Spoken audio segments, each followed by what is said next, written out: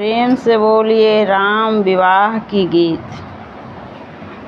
राम ही लक्ष्मण बन के अहेरिया जी, राम ही लक्ष्मण बन के अहेरिया जी, बने बने खेलथिन शिकार जी, बने बने खेलथिन शिकार जी।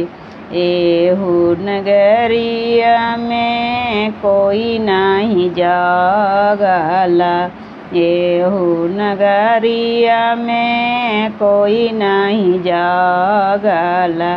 राम पियासल चलल जाथिन जी, राम पियासल चलल जाथिन जी। अपनी महलिया से बोलथिन सीता सुंदर, अपनी महलिया से बोलथिन सीता सुंदर। हमारो घैलिया गंगा जल पानी जी, हमारो घैलिया गंगा जल पानी जी।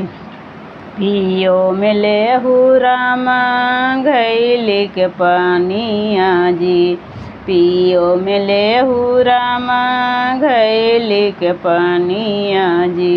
एतना बचनिया जब सुनला न राम चंद्र, एतना बचनिया जब सुनला न राम चंद्र। पूछे लगल दिला एक बात जी, पूछे लगलन दिला एक बात जी। के न खा के हकहू तो ही आलर झालर बेटिया जी, के न खा के हकहू तो हूँ आलर झालर बेटिया जी। के न खा रहा काहू पूतो जी, के न खा रहा काहू पूतो जी। कौने नगरिया में तोहरो विवाह भेलो, कौने नगरिया में तोहरो विवाह भेलो। स्वामी जी के नाम बतला दजी, स्वामी जी के नाम बतला दजी।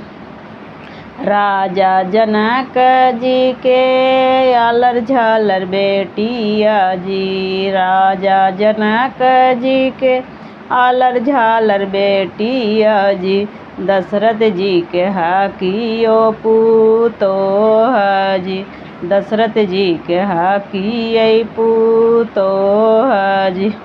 अयोध्या नगरिया में हमारो विवाह भेलै, अयोध्या नगरिया में हमारो विवाह भेलै। स्वामी जी के नाम श्री राम जी, स्वामी जी के नाम श्री राम जी।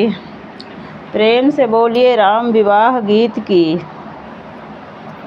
मेरा वीडियो अच्छा लगा तो चैनल को ज़रूर से ज़रूर सब्सक्राइब कीजिए।